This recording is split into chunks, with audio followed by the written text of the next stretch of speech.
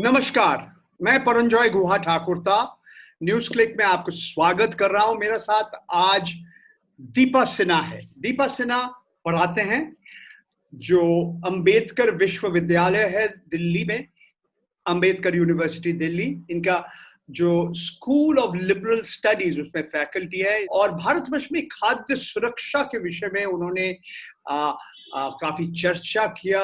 उन्होंने इस विषय के ऊपर बारीकी से इनका नजर है। इस विषय के वो काफी अखबार में और अलग अलग जगह में इन्होंने पढ़ाया, लेख इनका छपा है। तो आज मैं इसी विषय के ऊपर दीपा जी से बात कर रहा हूँ। दीपा जी, आपका जो धन्यवाद, आपका समय आपने दिया। इंडियन एक्सप्रेस में 26 जून आपका लेख में पढ़ रहा था और उसमें आपने लिखा कि जो राष्ट्रीय खाद्य सुरक्षा का जो कानून है, लगभग पूरा भारतवर्ष में 60% लोगों के पास आजकल राशन कार्ड है। ऐसे राज्य भी है जैसे तमिलनाडु, आंध्र प्रदेश, तेलंगाना, जो ये अलग अलग अपना राज्य सरकार ये जो पीडीएस जो सार्वजनिक वितरण प्रणाली है, जो खाद्यान्न, जो चावल और गेहूं वितरण करने के लिए और भी ज्यादा दिया।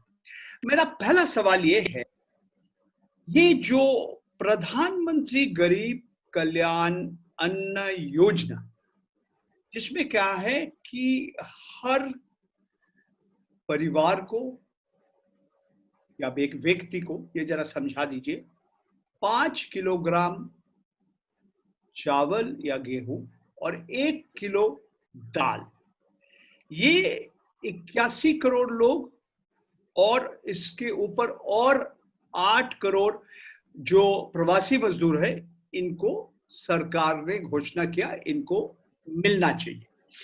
कितने दिन के लिए मिलेगा और ठीक तरह से ये कार्यक्रम कैसे आगे बढ़ रहा है और ये इसके ऊपर और क्या करना चाहिए, इस विषय के ऊपर आप जरा समझा दीजिए हमारे न्यूज क्लिक के दर्शक। पहली बात तो मैं इससे शुरू करूंगी। ये जो प्रधानमंत्री गरीब अन्न कल्याण अन्न योजना है, इसके तहत जब नेशनल लॉकडाउन हुआ था तो मार्च के अंत में ये बोला गया था कि 81 करोड़ लोगों को, ये वही लगभग 60% लोग हैं जिनके पास राशन कार्ड है राष्ट्रीय खाद्य सुरक्षा कानून के तहत, कि उनको जो हर महीने वैसे तो 5 किलो प्रति व्यक्ति के हिसाब से अनाज मिलता है, उसके अतिरिक्त और 5 किलो प्रति व्यक्ति दिया जाएगा, लेकिन वो मुफ्त होगा। और उसके अलावा 1 किलो दाल एक परिवार पर, वो भी मुफ्त दिया जाएगा 3 महीनों के लिए। तो अगर हम 3 महीने सोचे कि अप्रैल में ये शुरू हुआ, क्योंकि मार्च के अंत में इसका अनाउंसमेंट आया था, तो अप्रैल, मई और जून 3 महीनों के लिए ये हुआ था। मतलब कार्यक्रम अभी खत्म होने वाले हैं। बिल्कुल, इस जून में जो बढ़ चुका है, उसके बाद इसको और आगे बढ़ाने का अभी तक कोई अनाउंसमेंट तो नहीं आई है। मई में जब दूसरा आत्मनिर्भर भारत का पैकेज आया था, तब तक बहुत लोग ये सवाल उठा रहे थे कि ये 5 किलो प्रति व्यक्ति जो मुफ्त में दे रहे हैं, वो सिर्फ उनको दिया जा रहा है जिनके पास राशन कार्ड है। लेकिन बहुत सारे ऐसे लोग हैं, खास करके प्रवासी मजदूरों के बीच में, जिनके पास राशन कार्ड है नहीं, या अगर राशन कार्ड है भी तो वो अपने गांव के एड्रेस पे है और वो लोग जहां है वहां पे खाद्यान्न उनको नहीं मिल रहा है। तो उसमें बोला गया कि 8 करोड़ ऐसे प्रवासी मजदूरों को भी 2 महीने के लिए, मतलब मई और जून के लिए सेम 5 किलो प्रति व्यक्ति और 1 किलो दाल मुफ्त में दिया जाएगा। तो वो भी जिसको भी दिया गया अभी खत्म हो गया है। अगले महीने से क्या होगा, इस पर अभी तक कुछ आया नहीं। तो आपका कहना है सरकार को अभी कहना चाहिए कि आने वाले महीना में कहाँ सरकार क्या करने वाले हैं, ये तो आपने पहला बात कहा। अब एक और चीज बताइए, ये जो नेशनल फूड सिक्योरिटी एक्ट, जो राष्ट्रीय खाद्य सुरक्षा का जो कानून है, ये जो राशन कार्ड इन्होंने वितरण किया, लगभग इसका 2011 का सेंसस, आज हम 2020 में हैं, भारतवर्ष का जनसंख्या बढ़ गया। तो आप कह रहे हैं कि अगर ये खाद्य सुरक्षा कानून का जो भी लिखा है ये कानून में, राशन कार्ड फिर आपको और लोगों को वितरण करना पड़ेगा, और लगभग पूरा देश का जितना जनसंख्या है 67%, यानी कि 67% लोगों को मिलना चाहिए। और साथ साथ हमारे वित्त मंत्री निर्मला सीतारामन जी भी एक नया कार्यक्रम का घोषणा किया, एक व्यक्ति एक राशन कार्ड।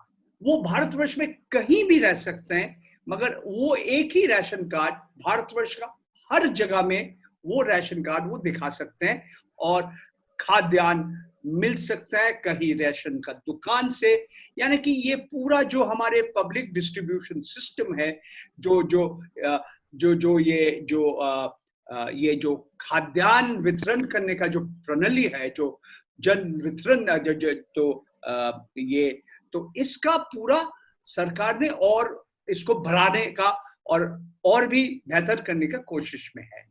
तो ये विषय के ऊपर भी आपका टिप्पणी क्या है? ये जैसे आपने कहा वित्त मंत्री ने अनाउंस किया, और उसके बाद खाद्य मंत्री भी एक बार बार ये कह रहे हैं कि ये जो नया स्कीम आ रहा है, one nation one ration card वाला, इससे ये पूरी जो समस्या है कि कुछ लोगों के पास राशन कार्ड है लेकिन वो नहीं ले पा रहे हैं, वो सुलझ जाएगी और सबको राशन मिलेगी।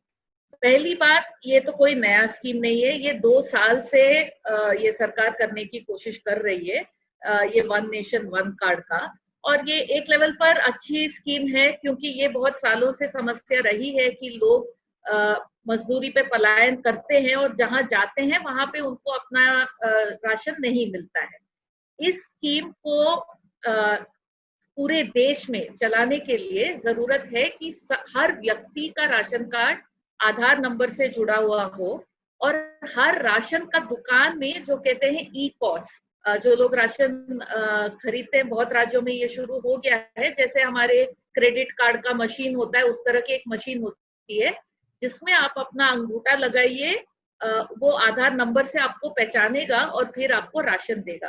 तो ये तब तक नहीं हो सकता जब तक पूरे देश के हर राशन के दुकान में ई पॉस की मशीन ना आ जाए और सभी राशन कार्ड धारक के नाम उनके आधार से ना जुड़ जाए। तो ये सरकार खुद कह रही है कि पूरे देश में ये होने के लिए मार्च 2021 तक समय लग जाएगा। इसमें और भी बहुत समस्याएं हैं, उसमें मैं अभी नहीं जाना चाहूंगी, लेकिन मेन मुद्दा ये है कि अभी जो क्राइसिस है, अभी जो इतने लोग प्रवासी मजदूर वापस गए हैं, बहुत लोगों की नौकरियां छूट गई हैं, लोगों के आमदनी कम हो रहा है, इस समय में जो खाद्यान्न देने की मदद देने की जरूरत है, वो वन नेशन वन कार्ड से नहीं हो पाएगा, क्योंकि अभी वो है नहीं। और मैं सरकार के ही वेबसाइट में आंकड़े देख रही थी, उनके खुद के आंकड़ों के हिसाब से पिछले महीने और इस महीने में 4000 से कम लोगों ने इस वन नेशन वन कार्ड का प्रावधान का इस्तेमाल किया है, जो बहुत ही कम है, जिससे दिखता है कि अभी तो ये जरूरत है कि लोग जहां पे है वहां पे उनको किसी तरह राशन मिले। राशन कार्ड अगर वो ना हो, कुछ भी टेम्पररी कार्ड या कुछ ऐसा कूपन का व्यवस्था करके, क्योंकि भूख की हालत अभी थोड़ी अभी समस्या है भूख। दीपा जी, आपका लेख में आपने उल्लेख किया, ये अजीम प्रेम जी जो विश्वविद्यालय है, उन्होंने एक समीक्षा किया था और उनके बोला कि ये लॉकडाउन के समय में लगभग 89%, 89% जो ग्रामीण इलाका में लोग हैं, और लगभग 69%, 69% जो शहरी इलाका में है, इन लोग को उन्होंने कहा कि हमें खाद्यान्न मिल रहा है राशन का दुकान से। और इसमें जितने लोग हैं, मतलब बिल्कुल बहुत ही कम लोग, मतलब 30% लोग कह रहे कि उनको पैसा मिल गया अपना बैंक का खाता में, क्योंकि ये जन धन योजना के माध्यम से उनका बैंक का खाता में पैसा मिल गया। ये सवाल उठा रहा हूं क्योंकि हमारे देश का जो इकोनॉमिक सर्वे था 19-20 का, जो आर्थिक समीक्षा था, जो भारतवर्ष के जो वित्त मंत्रालय में, सब लोग कह रहे कि हमारे जो पीडीएस सिस्टम है, जो जन वितरण प्रणाली है, इसको कम होना चाहिए, क्योंकि हमारे देश में खाद्यान्न के ऊपर जो अनुदान है, जो सब्सिडी है, ये बढ़ रहे हैं। वित्तीय घाटा को कम करने का जरूरत है। आप देखिए, आपका लेख में आपने दिखा कि जो हमारे देश में जो खाद्यान्न के ऊपर जो अनुदान है, फूड सब्सिडी है, हमारे देश के जो जीडीपी है, जो ग्रॉस डोमेस्टिक प्रोडक्ट यानी कि सकल घरेलू उत्पाद, इनके लगभग 0.53% या 0.59 या 59% आ रहे। फिर भी खैर सरकार कह रहे कि ये लोगों को सीधा बैंक के खाता में पैसे दे दीजिए।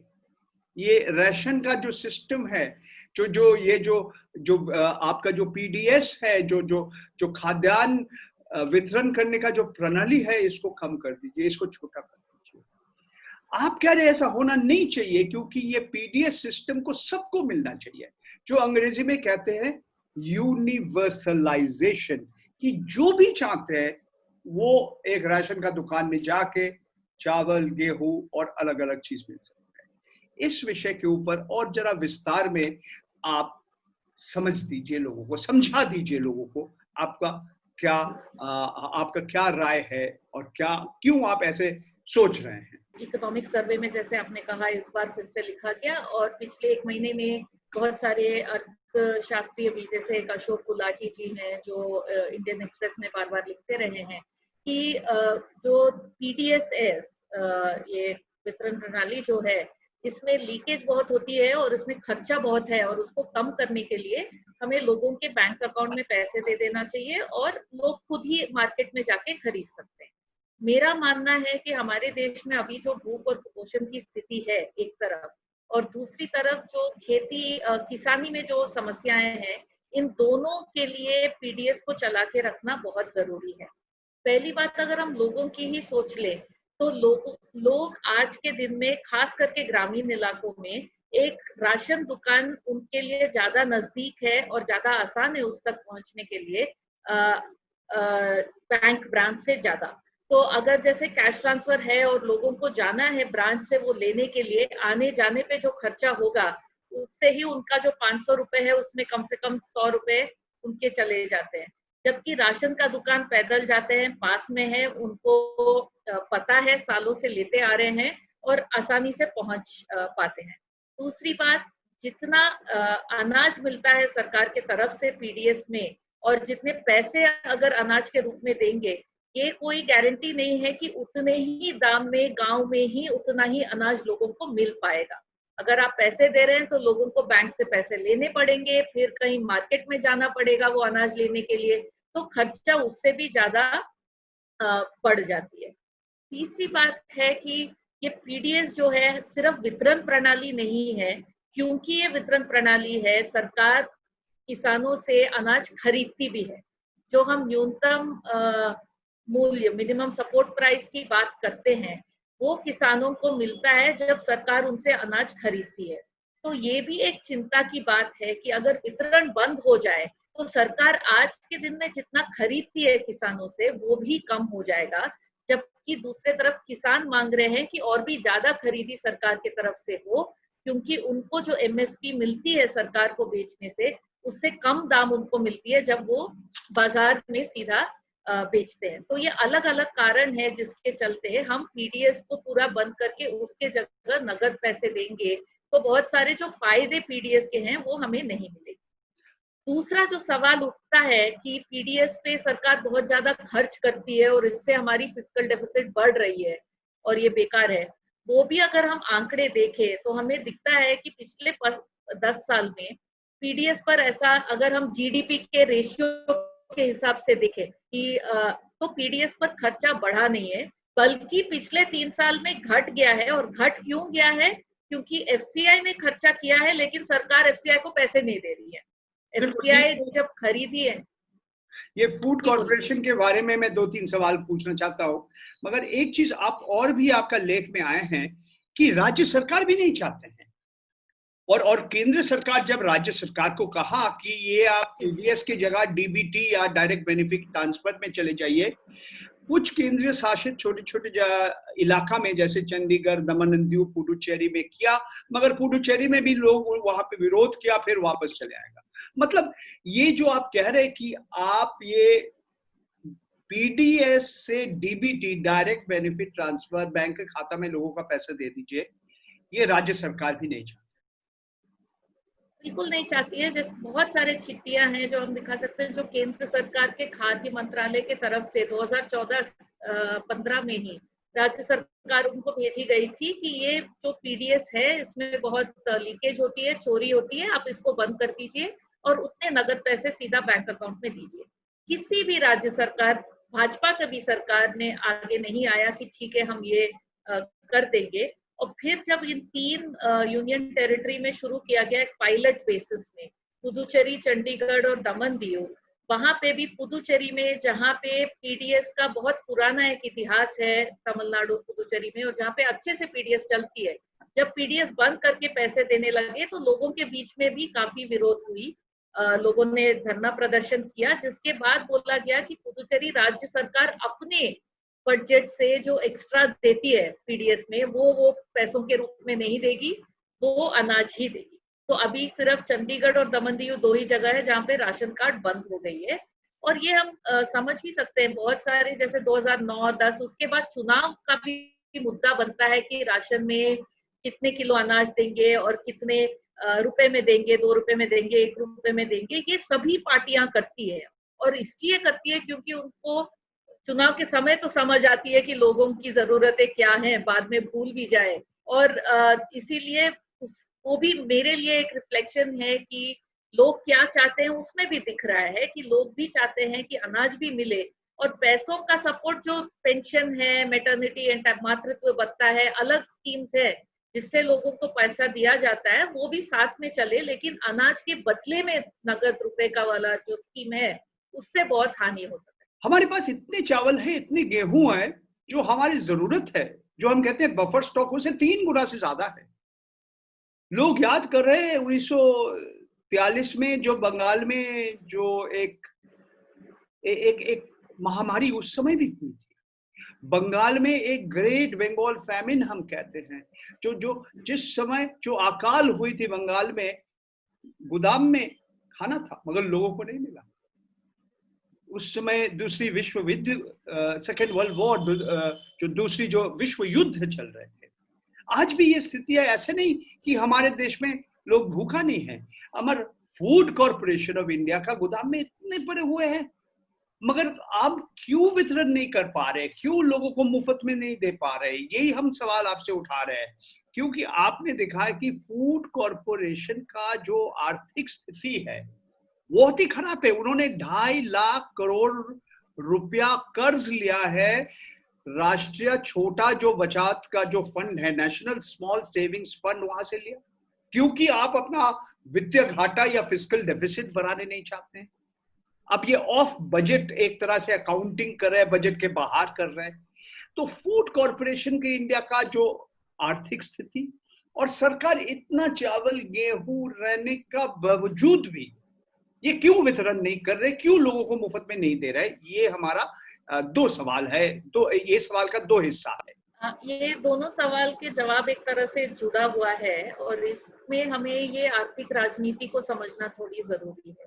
तो सरकार का हमेशा चिंता होती है कि जो फिस्कल डेफिसिट हम लोग कहते हैं, मतलब जितना सरकार का आय है उसके मुताबिक कितना खर्च कर रही है, कि उसको कम रखे। और उसको कम करने के लिए हमेशा सरकार खर्चा कम करने की बात करती है, कभी ये बात नहीं करती है कि अमीरों पे टैक्स किस तरह से बढ़ाया जाए ताकि हमारे इनकम ही बढ़े। वो भी एक तरीका हो सकता है डेफिसिट को कम रखने का। दूसरी बात ये है कि जो ये फिस्कल डेफिसिट, बहुत सारे अर्थशास्त्री ये भी कहते हैं कि जब एक आर्थिक इकोनॉमी में डिमांड की कमी है, जैसे हमारे देश में अभी है, उस समय में ये फिस्कल डेफिसिट थोड़ा बढ़ भी जाए तो इससे कोई उतना बड़ा समस्या नहीं। नॉर्मली फिस्कल डेफिसिट से डर क्या होता है कि अगर सरकार अपने आय से ज्यादा खर्च करती है तो दाम बढ़ जाएगी, लेकिन जब लोगों के पास कुछ खरीदने का पैसा है ही नहीं, तो तब अगर फिस्कल डेफिसिट बढ़ जाएगी तो तब दाम नहीं बढ़ेगी, लोगों के हाथ में आय आएगा जिससे लोग खरीदी करेंगे, जिससे इकोनॉमी रिवाइव हो सकती है।